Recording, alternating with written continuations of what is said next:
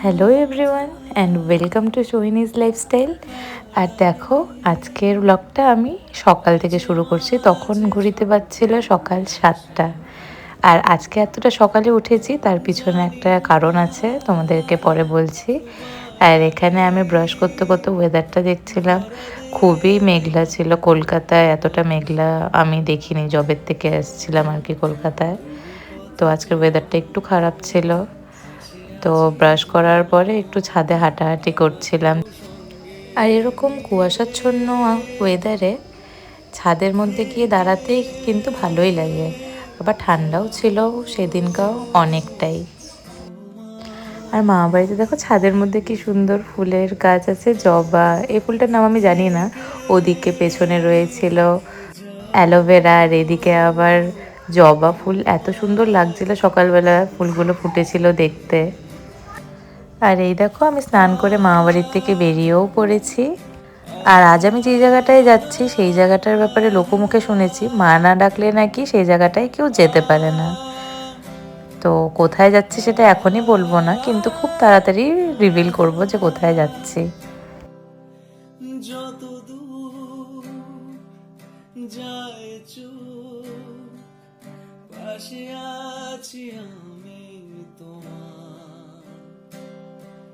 আর সামনে যে শিব মন্দিরটা আছে, ওই শিব মন্দিরটা খুব জাগ্রত। আমার মা বাবাই যখনই এখান থেকে কোথাও বেরোয় এই মন্দিরে মাথা ঠেকিয়ে তারপরেই যায়। আর দেখো, আমরা টোটোর জন্য হাঁটতে হাঁটতে আমরা টোটো পেয়েও গেছি, তো টোটোতেও উঠে পড়েছি। আর রাস্তাঘাটটা এতটাই ফাঁকা ছিল, যদিও বা ফাঁকা থাকাটাই স্বাভাবিক, কারণ এতটা আর্লি মর্নিংয়ে ভিড় না হওয়াটাই তো নর্মাল ব্যাপার, ভিড় থাকাটাই অ্যাবনর্মাল কিছু। তো যাই হোক, আমরা অন টাইমেই স্টেশনে পৌঁছে যাব।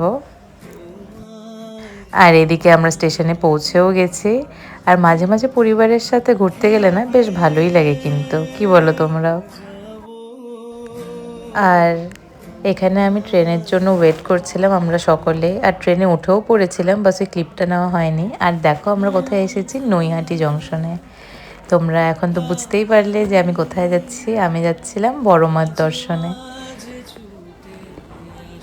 আমার মা বাবাই আগেও বড় মায়ের কাছে অনেকবার গিয়েছে। ওরা যতবারই কলকাতায় যায় আমার মা বড় মাকে এতটাই বিশ্বাস করে যে প্রতিবারই চেষ্টা করে বড় মার দর্শনে যাওয়ার।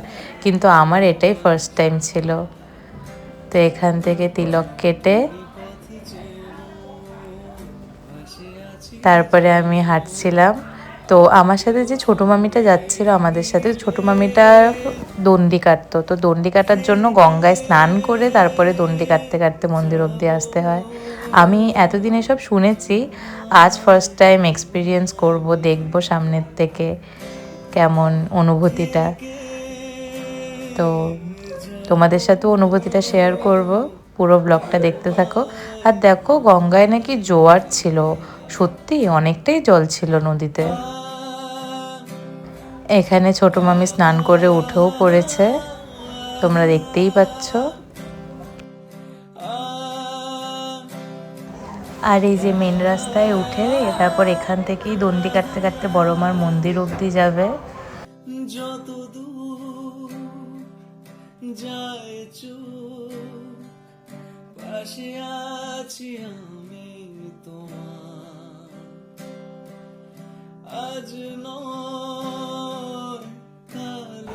ছোট মামি তো দণ্ডি কাটছিল, আর এই যে আমার মেঝো মামি সারাটা রাস্তা গঙ্গার জল দিয়ে ধুয়ে ধুয়ে পরিষ্কার করতে করতে আসছিল, আর ছোট মামি দণ্ডি কাটছিল।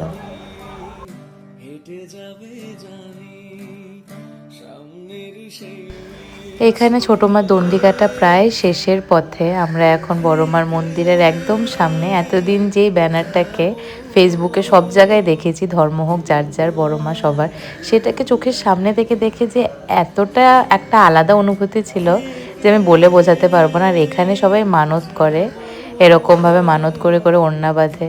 তো আমিও আমার ডালা নিয়ে নিয়েছি, ডালা নিয়ে এবার লাইন দেবো। আর লাইন তো অনেক ছিল সত্যি কথা বলতে গেলে, কিন্তু অতটাও আমাদেরকে ওয়েট করতে হয়নি। আমরা হয়তো লাইনে 30 মিনিট ওয়েট করেছিলাম। আর এখানে আমার মেঝো মামি, আমার মা, মায়ের জন্য শাড়ি ডালা সব নিয়ে দাঁড়িয়েছিল, আমিও লাইনে দাঁড়িয়েছিলাম। আর লাইনে অপেক্ষা করতে করতে আমরা প্রায় সামনেই চলে এসেছিলাম, যেই মায়ের রূপ দেখার জন্য এতটা অপেক্ষা, যেই মায়ের কাছে যাওয়ার জন্য এত লোক অপেক্ষা করে দাঁড়িয়ে আছে সকাল থেকে।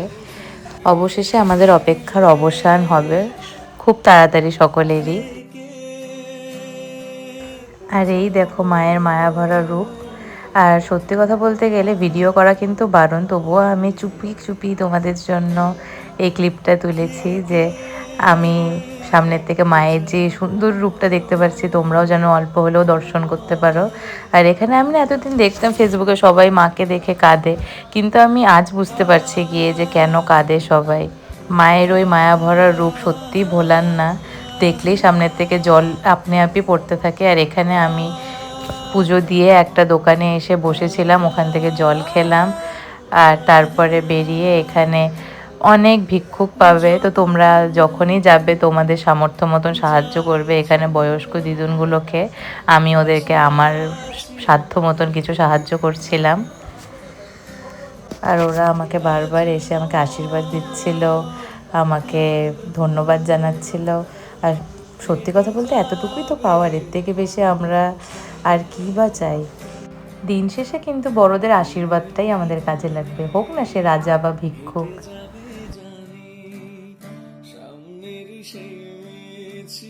আর এখান থেকে বেরিয়ে অল্প কিছু খাওয়া দাওয়ার পরেই আবার আমাদের ট্রেন ছিল লোকাল, তো আমাদের অন টাইম ট্রেনেও পৌঁছতে হতো, তো ট্রেনে এসে বসে পড়েছে। আর এখানে না আমলকি মাখা যাচ্ছিল, তো আমি একটা কিনলাম আর দেখলাম সত্যি খুব ভালো খেতে। আর আমার কিছুদিন আগে এত শরীর খারাপ ছিল, জ্বর সর্দি কাশি, তো আমার জন্য আমলকি মাখাটা হয়তো বা বেস্ট ছিল ওই টাইমে। আর এখানে ছিল এটা আমসত্ত্ব। সত্যি কথা বলতে গেলে এরকম লজেন্সের মতন প্যাকেট করা আমসত্ত্ব আমি আগে দেখিনি, কিন্তু এখানে একজন ট্রেনে বিক্রি করছিল, তো ওখান থেকেই আমি নিলাম। আর টেস্ট ওয়াইজ যদিও বা ভালোই ছিল, আমসত্ত্বর টেস্টের মতনই ছিল। মা আমাকে বলছিল কেমন না কেমন হবে, কিনিস না, কিন্তু না, ভালো ছিল। আর ওইদিকে মা মামি মামা বাবাই সবাই মিলে একদম ট্রেনের মধ্যেই পা উঠিয়ে গল্প শুরু করে দিয়েছিল। আর এদিকে দেখতে দেখতে আমাদের ট্রেনও ছেড়ে দিয়েছে নৈহাটি স্টেশন থেকে। সকালবেলা যখন বড়মার পুজো দেওয়ার জন্য বাড়ির থেকে বেরিয়েছিলাম, একটা এক্সাইটমেন্ট কাজ করছিল, প্রথমবার সামনের থেকে দেখবো মাকে। আর যখন বাড়ি ফিরছিলাম তখন একটা আলাদাই অনুভূতি ছিল মাকে সামনের থেকে দেখার পর, সেটা বলে বোঝানোর মতন না। আর এদিকে আমরা ট্রেন থেকে নেমেও পড়েছি, প্ল্যাটফর্ম থেকে বেরিয়ে এখন টোটোর জন্য খুঁজছি। সত্যি কথা বলতে গেলে এতটা টায়ার্ড ছিলাম ওই মোমেন্টে যে আর হাঁটতেও ইচ্ছে করছিল না। দেখো সরস্বতী পূজার জন্য কি সুন্দর সব জিনিসপত্র নিয়ে উনি সাজিয়ে বসেছিল, তো দেখে একটু ক্লিপ নিয়ে নিলাম। আর ভাই যা দুষ্টু, ও হচ্ছে আমার মেজো মামার ছেলে, আর সারা কলকাতা আমাদের সাথেই ছিল।